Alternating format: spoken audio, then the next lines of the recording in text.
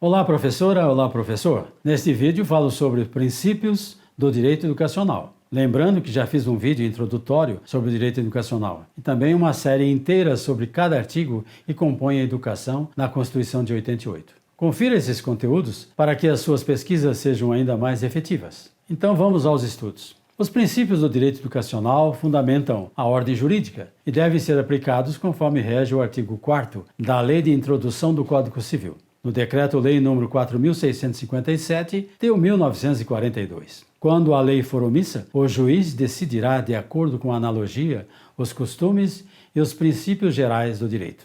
Na atividade da análise dos processos administrativos educacionais, como diretriz para o trabalho dos conselhos de educação, será o nosso ponto de partida, visando a garantia e os direitos dos conselhos de educação e das instituições de ensino. No direito educacional, os princípios são muito semelhantes aos do direito constitucional, administrativo e tributário, e são exemplificados com situações vivenciadas na tramitação de um processo administrativo educacional. Então vejamos, o primeiro princípio, que é o da legalidade.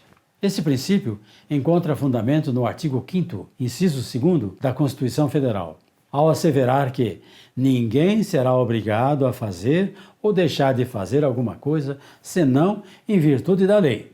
Na esfera educacional, poderá surgir quando o agente público, ao analisar determinado processo legal, venha fazer solicitações sem embasamento legal, obrigando a instituição do ensino a adotar procedimentos ou deixar de fazê-lo em virtude de uma solicitação subjetiva desprovida de embasamento legal. O segundo princípio é o da segurança jurídica. Esse princípio se justifica em virtude de haver mudança na orientação normativa que afeta situações já reconhecidas, sem prévio aviso e, eventualmente, sem observar o direito de terceiros.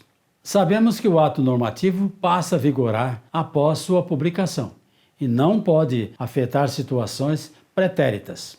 A segurança jurídica não assevera que a interpretação ou normas podem mudar. Pelo contrário, deve evoluir e atualizar-se para melhorar a educação do cidadão. O que não pode acontecer é que esta mudança venha a afetar situações anteriores consideradas válidas. O terceiro princípio é o da publicidade. É facultado à parte vistas aos autos do procedimento administrativo no órgão educacional, não podendo ser negado o acesso integral ou em parte. Inclusive, as observações, pareceres e laudos de especialistas e ao órgão público cabe dar conhecimento dos fatos ao interessado através da imprensa oficial. Quando houver alguma exigência ou orientação, o profissional deve expor seus motivos dentro da legislação. O quarto princípio é o da motivação. Os agentes públicos são obrigados a expor os fundamentos legais na legislação educacional, enfáticos, descrição detalhada que conclui o ato, seja para diligências a serem cumpridas ou no parecer, portaria ou ato final do processo, de modo a impedir as decisões sem embasamento legal, baseadas apenas no critério subjetivo do pessoal técnico, que na seara educacional poderá ser inconveniente, desproporcional ou fora do mundo jurídico, que, por outro lado, fazem os interessados, sejam instituições de ensino, alunos, profissionais de educação, a buscarem auxílio de advogados, solicitar audiência com conselheiros para esclarecer o processo educacional ou a defesa escrita para reconsiderar os fatos e rever a sua posição. O quinto princípio é o da revisibilidade. Como o nome já indica ser, a possibilidade do interessado de recorrer da decisão que lhe seja desfavorável. É indicado aos órgãos normativos na seara educacional expedirem normatização sobre o tema, conhecido como pedido de reconsideração, para o interessado continuar o pleito ainda na seara administrativa e não na esfera judicial. Lembrando que, se não há instância superior para o recurso, resta a via judicial. O sexto princípio é o da oficialidade. Por esse princípio, o processo administrativo se inicia mediante provocação formal da parte. Os procedimentos de autorização, credenciamento, diligências ou apuração de denúncias são iniciados por procedimentos formais e não dependerão de manifestação do interessado para continuar a sua tramitação. O órgão educacional deve prosseguir com o andamento do feito até a conclusão. O sétimo princípio é o da gratuidade. O processo administrativo não pode ser causa de ônus para o administrado. No entanto, poderá ocorrer necessidades para pagamentos extraordinários, a título de reembolso de despesas, como, por exemplo, uma visita técnica nas instituições de ensino que geram pagamento de diárias aos supervisores. Lembrando que a necessidade de pagamento deverá ser prevista na legislação. O 8º princípio é o do informalismo. Sugere que os órgãos educacionais não devem se ater ao rigor da formalidade e vislumbrar o fim pretendido.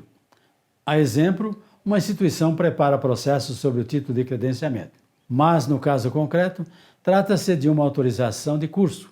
Portanto, se alguém erroneamente instruiu ou protocolou documentos, não poderá ser prejudicado. Se o pedido for apresentado de forma diversa da indicada pelo órgão público, esse não poderá rejeitá-lo por ser informal. O 9º princípio é o da anterioridade da legislação educacional. Entendo ser necessário instituir esse princípio de forma que toda legislação educacional que vise a modificação da estrutura, condições de acesso, ou seja, diretrizes e bases, só poderão ter seus efeitos válidos a partir do ano letivo subsequente à publicação do ato, em analogia ao princípio de direito tributário, onde, sem detalhar as peculiaridades e exceções desse princípio, a lei que cria obrigações só poderá ser exigida no exercício financeiro seguinte. Fica esclarecido que o liame que vincula o órgão educacional à lei é mais rígido do que se comparado aos particulares, que são instituições de ensino, alunos, professores e outros profissionais. Pois o órgão educacional deverá agir conforme a lei determina, e ao segundo é facultado fazer o que a lei não proíbe. Isso porque a Constituição assevera que ninguém será obrigado a fazer ou deixar de fazer alguma coisa, senão em virtude da lei. Faço-lhe uma pergunta. Você que está estudando ou pesquisando este assunto, qual a sua opinião sobre estes 9 princípios do direito educacional? Comente aqui embaixo e vamos conversar. Grato por assistir este vídeo até o final e até o nosso próximo encontro.